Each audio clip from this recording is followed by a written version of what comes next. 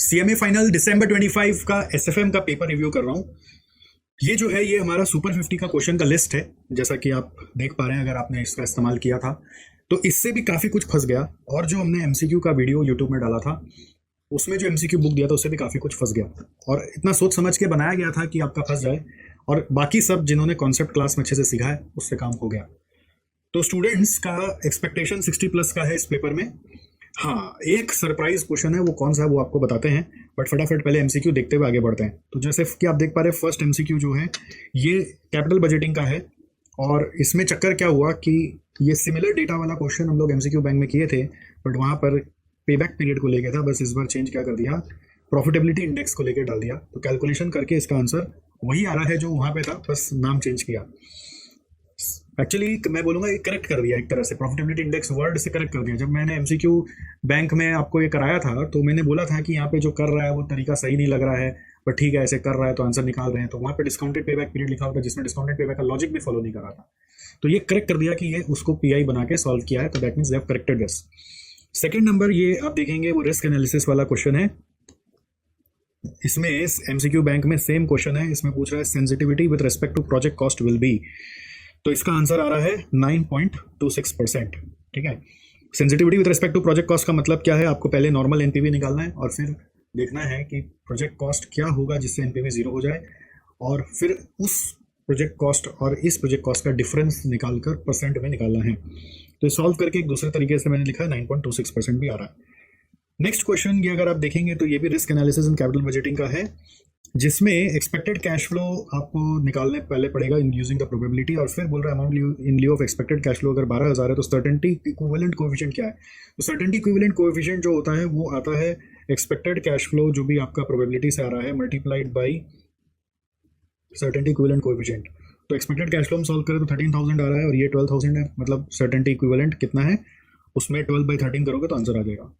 Next securitisation का ये जो क्वेश्चन है ये एमसीक्यू बुक में था, आपने बोला dash are instruments which are issued by a subsidiary company in respect of receivable of holding और पेरेंट कंपनी, तो इसका आंसर है प्रेफर्ड स्टॉक सर्टिफिकेट्स। अगर आपने सिक्योरिटाइजेशन का एमसीक्यू क्लासेस किया तो आपको मिल जाएगा। बहुत बच्चे बोलते थे उस समय मेरे को, sir fill in the blanks क्यों करा रहे हो, उससे थोड़ी ना एग्जाम में आएगा, एग्जाम में तो एमसीक्यू आएगा, देख लो फिल इन द ब्लैंक्स का भी एमसीक्यू बन के आ गया। तो जो वहाँ पे कराया गया अगर आप उसको अच्छे से कर लेते हैं तो आपका फायदा तो होता ना। नेक्स्ट ये स्टोकेस्टिक वाला क्वेश्चन पास पेपर में आया हुआ है, ये भी आपका एमसीक्यू बुक में है। तो स्टोकेस्टिक वाला अगर आपको फॉर्मूला याद होता तो आप सम कर लेते। इसमें क्लोजिंग प्राइस 210 है, 100 day low and high prices आपको दिया हुआ है, तो स्टोकेस्टिक परसेंट क्या होगा अगर फॉर्मूला में बैठाएंगे तो it is 210 closing price minus 200 is the low price and high minus low आपको लेना है। तो सॉल्व करके आ रहा है 25%, that is the answer. Next, Aron has 1 million AAA rated 12% bond outstanding maturity in 7 years from now. If market interest rate is 14%, price of the bond face value ₹100 and coupon are payable annually is, तो इसको अगर हम solve करें तो इसका solution करके 91.46 answer आ रहा है। ये भी सेम क्वेश्चन है एमसीक्यू बैंक का। ये पोर्टफोलियो का क्वेश्चन अच्छा आया, थोड़ा सा डिफरेंट आया बट इजी था। इसमें 2 आइटम को लेके एक पोर्टफोलियो बनाने की बात हो रही है जिसका टोटल अमाउंट 5 लाख है, बट पोर्टफोलियो का टोटल एसडी कितना चाहिए वो बता रहा है। आपको पूछ रहा है कि उस पोर्टफोलियो का रिटर्न क्या होगा, तो इसमें पहले सॉल्व करके पता करना पड़ेगा कि दोनों पोर्टफोलियो में हम लोग का वेट ऑफ इन्वेस्टमेंट्स क्या होगा। वो वेट ऑफ इन्वेस्टमेंट को पता करने के लिए 24% का फॉर्मूला कोई बैठा के मैंने पहले वेट निकाल लिया। सिंस यहाँ पर रिस्क फ्री है तो इसका एसडी 0 है, तो अकॉर्डिंगली ये 0 हो गया और ये पूरा 0 हो गया। तो सॉल्व करके ये जो वेट आया उस वेट को 80-20 करके 5 लाख को 80-20 से डिवाइड करके अपोर्शन करके फिर हम लोगों ने एक्सपेक्टेड रिटर्न यहाँ पर निकाल दिया। 1,07,000 इज द आंसर। नेक्स्ट, ये Zom limited is entirely finance by equity shares है। इक्विटी शेयर का भी बीटा बोल रहा है 0.8 है, तो ये एक तरह से एंटायरली बाय इक्विटी है, तो ये बोल सकते हैं अनलीवर्ड बीटा है और इसमें कोई रिस्क नहीं है। तो बीटा ऑफ अनलीवर्ड इज 0.8। आपका बोल रहा है कि अगर हम आधा पैसा इक्विटी का हटा के डेट से ले आए तो हमारा नया बीटा क्या होगा।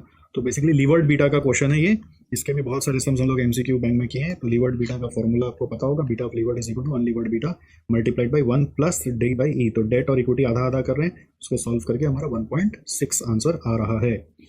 Next, which of the following types of credit risk is a chance that a rating agency will lower its rating on the issuer, or the probability of loss from a fall in issuer's rating because of deterioration in its financial condition? तो इसका answer है downgrade risk, जिससे कि आप ये risk को trace कर सकते हैं। ये भी एमसीक्यू बुक में दिया हुआ है।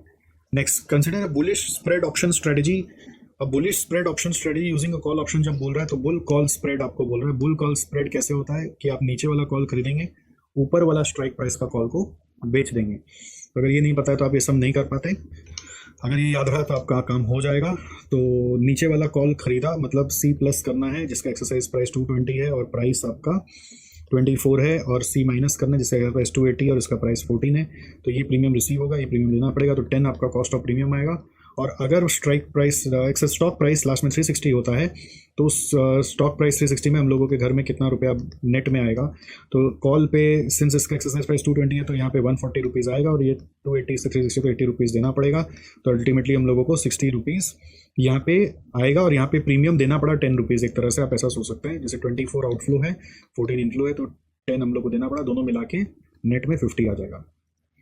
Right, next, which of the following complex financial derivatives are options having maturity up to 3 years। तो ऑप्शंस है तो कौन सा है, लीप्स तो नहीं है, बास्केट्स नहीं है, वारंट्स आर लाइक ऑप्शंस, तो ये सही आंसर है वारंट्स। फिर which of the following is are feature of GDR, returns देता है, ग्लोबली मार्केटेड है, बोथ ए एंड बी, तो इसका आंसर है बोथ ए एंड बी। फिर 13 में ये आपका फॉरेक्स का क्वेश्चन है, इसमें क्रॉस रेट निकालना है यूरो और आईएनआर का। तो अपने यूरो और आईएनआर का क्रॉस रेट निकालेंगे तो पहले यूरो पर डॉलर आपको दिया हुआ है और रुपी पर डॉलर आपको दिया हुआ है। तो यूरो पर आईएनआर अपने को निकालना है, मतलब अपने को क्या निकालना है उसको अगर हम सॉर्ट आउट करें तो वो कैसे आएगा, यूरो पर आईएनआर, मतलब अपने को क्या निकालना है, यूरो पर रुपी। तो इसको अगर आप सॉल्व करने जाएंगे तो ये कैसे होगा, यूरो पर रुपी में यूरो पर डॉलर दिया हुआ है इनटू अपने रुपी पर डॉलर करेंगे तो नहीं होगा, डॉलर पर रुपी करना पड़ेगा, तो इसको उल्टा कर देंगे, ये वाला रेट को उल्टा कर देंगे। इस तरह का सेम क्वेश्चन एमसीक्यू बैंक में भी दिया हुआ है, और आप अभी समझ गए होंगे कि 1.1201 और 1216 सेम रहेगा, और ये उल्टा रेट होगा तो इधर वाला इधर आ जाएगा, 0.0118 नीचे में चला गया और वो 0116 इधर में चला गया। सॉल्व करके आंसर आया ये वाला, तो ये आंसर आ गया। Next, dash explains the relationship between inflation rate differential and expected spot rate. इसका आंसर आईआरपीटी है, बिना पढ़े भी आप बोल सकते हैं। Right, relationship between inflation rate, sorry IRPT नहीं है, आई एम सो सॉरी, मैं ही गड़बड़ बोल रहा था, रेट डिफरेंशियल पढ़ा था, इंटरेस्ट रेट दिमाग में घुस रहा था। Inflation rate and expected spot rate का बात हो रहा है तो परचेजिंग पावर पैरिटी इसका आंसर है। इसमें ना जो हड़बड़ाहट में इंटरेस्ट रेट पैरिटी निकल जाता है तो रॉन्ग है। फिर which one of the following examples of crypto currency is named after Shiba Inu dog, तो आंसर है डोजे कॉइन या डॉग कॉइन आप बोल सकते हैं। तो ये हुआ एमसीक्यू का कहानी। और आया डिस्क्रिप्टिव क्वेश्चन, तो इसमें कैपिटल बजटिंग का फर्स्ट क्वेश्चन आया जो 2A में आना चाहिए, और आया कौन सा क्वेश्चन है, वही रिप्लेसमेंट का क्वेश्चन आया है, और जैसा स्टैंडर्ड क्वेश्चन है उसी तरीके का आया। मैं अंदर में भी नहीं देखने गया हूँ और अभी अंदर का कुछ नहीं बताऊंगा, बाद में कभी बताऊंगा। तो इसमें एनपीवी पीआई निकालकर आपको बताना है रिप्लेस करना है कि नहीं करना है, और एसएलएम का सम है तो ज़्यादा टेंशन नहीं है, ignore tax savings on loss due to sale of existing machine है, तो ये सब भी टेंशन यहाँ पे है नहीं। हाँ, नेक्स्ट इसके बाद देखेंगे लीज का क्वेश्चन है, जिसमें इनडिफरेंस लीज रेंटल पूछ रहा है, यानी ब्रेक इवन लीज रेंटल वाला क्वेश्चन पूछ रहा है। मेरे को लग रहा था रिलीज वर्सेस बाय का क्वेश्चन आएगा, but break even lease rental वाला आया। कोई बात नहीं, बट ये भी करना कोई डिफिकल्ट चीज़ नहीं था अगर आपने क्वेश्चन को ठीक से प्रैक्टिस किया हुआ है तो। नेक्स्ट यहाँ पर आप देखेंगे तो ये रिस्क एनालिसिस का बात है, वही मोस्ट लाइकली केस और बेस्ट केस वर्स्ट केस वाला सिनेरियो है, जिसमें एक्सपेक्टेड कैश फ्लोज आपको पूछ रहा है और कोएफिशिएंट ऑफ वेरिएशन पूछ रहा है, कंपेयर करने बोल रहा है, ये कुछ नया इंडस्ट्री से कंपेयर कर लो कि ज़्यादा है कि कम है, और रिकमेंड करो कौन सा प्रोजेक्ट सेलेक्ट करना चाहिए। तो कैलकुलेशन अगर सजा के करोगे तो ये भी ईजी क्वेश्चन सा है, मतलब nothing miraculous question, nothing new. ठीक है, तो यदि आप हमारा सुपर 50 का पैटर्न को देखेंगे ना, तो आपको सुपर 50 में भी लगेगा कि सर ने ये सब ऑलरेडी आप लोगों को बताया था। तो अगर आप ध्यान देंगे, देखिए यहाँ पे मैंने बोला था रिप्लेसमेंट आपको पढ़ना है, ठीक है। फिर भी देखेंगे लीज रेंटल वाला सम भी आपको करना है। फिर आप देखेंगे यहाँ पर बेस्ट केस वर्स्ट केस वाला सिचुएशन भी करना है, थोड़ा बहुत तो चेंज हो गई ना, तो वो भी करना है। देख रहे हैं, बॉन्ड वैल्यूएशन में एक लग रहा था कि कुछ तो होगा, है ना, मैच नहीं हुआ इसमें, और कभी मैच नहीं होता क्योंकि यहाँ पर इंस्टीट्यूट हर समय प्ले करना चाहता है। मैंने जो नया क्वेश्चन सोच के डाला था वो नया क्वेश्चन भी आपका आया ही नहीं, कुछ एक नया ही क्वेश्चन आ गया। ये ड्यूरेशन और वोलेटिलिटी वाला क्वेश्चन है। इस तरह का क्वेश्चन आपके एसपीएमबीवी में एक तो है ड्यूरेशन और वोलेटिलिटी का, और दूसरा चीज़ सीए के मैट में है। तो इससे कब क्या क्या पूछ रहा है वो पता नहीं चल रहा है, ड्यूरेशन एंड वोलेटिलिटी का क्वेश्चन। तो ये नया आ गया, तो इसको अगर आप ऑप्शन में निकालेंगे तो आपका काम हो ही जाएगा। फिर 4B में ये म्यूचुअल फंड का क्वेश्चन है, और ये सेम एज इंस्टीट्यूट मैट है, इसमें कोई नया कुछ नहीं है, एकदम एनएवी निकालना है और आप आराम से इसको कर सकते थे अगर आप प्रैक्टिस करके गए हैं तो। फिर आप देखेंगे ये वाला पोर्टफोलियो का क्वेश्चन है, जिसमें आपको 2 पोर्टफोलियो है, उसका बीटा दिया हुआ है, मार्केट पोर्टफोलियो का रिटर्न दिया हुआ है, यानी आरएम दिया हुआ है, और आरएफ का रेट दिया हुआ है, आरएफ दिया हुआ है, आरएम दिया हुआ है, बीटा दिया हुआ है, और आप इससे सीएपीएम निकाल सकते हैं, और सबका अपना रिटर्न दिया हुआ है। तो सीएपीएम निकालकर आपको अल्फा बेसिकली निकालना है, अल्फा एडजस्टेड रिटर्न मतलब अल्फा निकाल के देखना है कि किसका रिटर्न ज़्यादा आ रहा है। और रिकमेंड करना है कौन सा पोर्टफोलियो अपने प्रेफर करेंगे। तो बहुत इजी क्वेश्चन है, पोर्टफोलियो का मतलब बेसिक CAPM से रिटर्न को कंपेयर करके अल्फा निकालना। नेक्स्ट यहाँ पर अगर आप देखें, ये वाला पोर्टफोलियो का परफॉर्मेंस का क्वेश्चन है, शार्प, ट्रेजर और जेनसन अल्फा का बेसिक क्वेश्चन है, जो आप आराम से पोर्टफोलियो का अगर प्रैक्टिस किए हुए हैं तो फॉर्मूला आने से आप आराम से कर सकेंगे। 6A में अगर आप ध्यान देंगे तो इसमें ये वही निफ्टी कॉन्ट्रैक्ट्स वाला क्वेश्चन है, फ्यूचर्स और पोर्टफोलियो बीटा मैनेजमेंट का। तो वो वाला क्वेश्चन भी इजी क्वेश्चन है, वैल्यू ऑफ बीटा क्या होगा, थ्योरेटिकल वैल्यू ऑफ निफ्टी क्या होगा। तो ये स्टैंडर्ड क्वेश्चन आया है, आपको नंबर ऑफ कॉन्ट्रैक्ट्स वगैरह निकालकर जो सम करना था वही वाला आया है ना। और ये बहुत फेवरेट क्वेश्चन होता है, ये हम लोग वहाँ पे मार्क करके भी दिए थे आपको। फिर ये वाला ऑप्शंस का जो क्वेश्चन है, ये डेल्टा मेथड वाला क्वेश्चन आया है। तो आप देखेंगे अगर सुपर 50 में, तो मैंने ये भी आपको ऑप्शन में बोल दिया था कि डेल्टा वाला एक बार जरूर देख लेना, ये देखो, है ना। और फ्यूचर्स में भी आप अगर ध्यान देंगे तो we also talked about your this perfect versus imperfect hedge. तो वो जो था वो बेसिकली हेजिंग वाला क्वेश्चन ही था फ्यूचर्स में। चलो एनीवेज, नियर भी पहुंच गया तो काफ़ी फ़ायदा हुआ। और यहाँ पर अब देखो फ्यूचर्स फॉरेक्स में भी है ना, एक आर्बिट्राज का क्वेश्चन हमने लिख के दिया था। मतलब क्या लग रहा था कि पता नहीं शायद ये आ जाए, ग्रीन भी मार्क करके दिया था, एग्जाम्पल का क्वेश्चन है तो उसको कर लेना, वही आ गया, ट्रायंगुलर आर्बिट्राज। और उसके बाद ये जो है ये हेजिंग अंडर वेरियस मेथड है, जिसमें फॉरवर्ड और मनी मार्केट और आपका ऑप्शन और इसमें से चुनना है। तो ये वाला क्वेश्चन भी आपको फॉरेक्स में लिख के मार्क करके दे दिया था, हेजिंग यूजिंग वेरियस मेथड अच्छे से कर लेना, तो ये आपका काम बन जाएगा। तो वही आ गया। और थ्योरी में ये सेंट्रल बैंक डिजिटल करेंसी के बारे में हम लोग वैसे तो अब MCQs में पढ़ रहे थे, बट मैंने ये मार्क नहीं किया था। बट GDR और सिक्योरिटाइजेशन का एग्जैक्टली सुपर 50 में आपको दिया था कि GDR आपको लेना है और सिक्योरिटाइजेशन में टाइप्स ऑफ सिक्योरिटीज़ आपको लेना है, तो वही आ गया। तो पॉइंट ये है कि अगर आप हमारे साथ बने रहे हैं, सिस्टम फॉलो कर रहे हैं, सारा रिसोर्सेज को यूज़ कर रहे हैं, तो आपका रिजल्ट जरूर आएगा, इस चीज़ का आश्वासन है हमारा, है ना। वो जजमेंट करना बंद करिए, कंपेयर करना बंद करिए, बस एक जन को जिसको पकड़ के चल रहे हैं बस उसको पकड़ के आगे बढ़िए और आपका काम हो जाएगा, right. So we are trying our best, you keep continue to try. जिनका भी एग्ज़ाम गया, अब आप आगे के फोकस पे ध्यान दीजिए, जो अभी एग्ज़ाम देने वाले हैं। आप आने वाले एग्ज़ाम के लिए भी हमारे यूट्यूब में बने रहिएगा, थोड़ा सब्सक्राइब करके देखते रहिएगा कि हम क्या क्या आपको दे रहे हैं और उसको लेते रहिएगा, राइट। चलो, thank you so much and I will see you soon.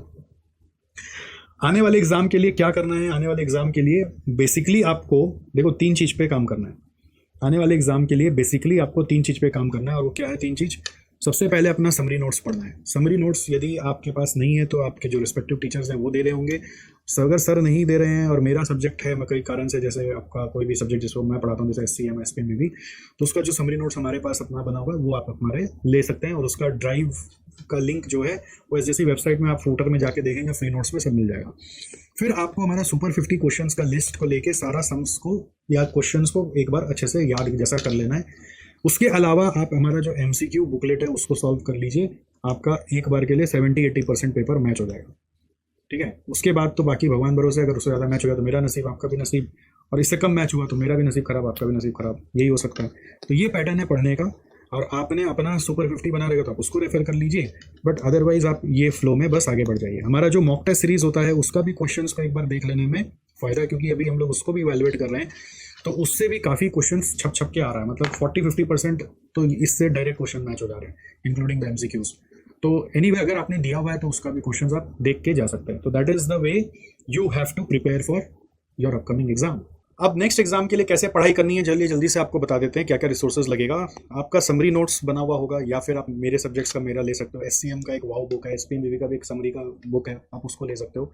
Second number, आप सुपर 50 क्वेश्चन जो हमने बनाए हैं उसको रेफर कर लीजिए। अगर आपने हमारा मॉक टेस्ट सीरीज दिया है तो उसके क्वेश्चन पेपर को रेफर कर लीजिए, और इसके बाद आप हमारा MCQ को जो वीडियो यूट्यूब में दिया हुआ है उसको रेफर कर लीजिए। नहीं तो उसका बुकलेट लेके उसके क्वेश्चंस में बेयर मिनिमम MCQ बैंक पूरा सॉल्व कर लीजिए। तो what will happen, you will get opportunity to at least easily attempt 70-80 marks. तो this is the pattern to study for your upcoming exam. बस इसको इत्मीनान से फॉलो करते हुए चलिए, और ज़्यादा इधर उधर दिमाग मत लगाइए, एक ही एरिया पे बस चलते रहिए, आपका काम बन जाएगा। बाकी हम लोग मिलते रहेंगे, आपका ध्यान रखते रहेंगे, आप भी बस सब्सक्राइब करके चैनल पे बने रहिए। ऑलराइट।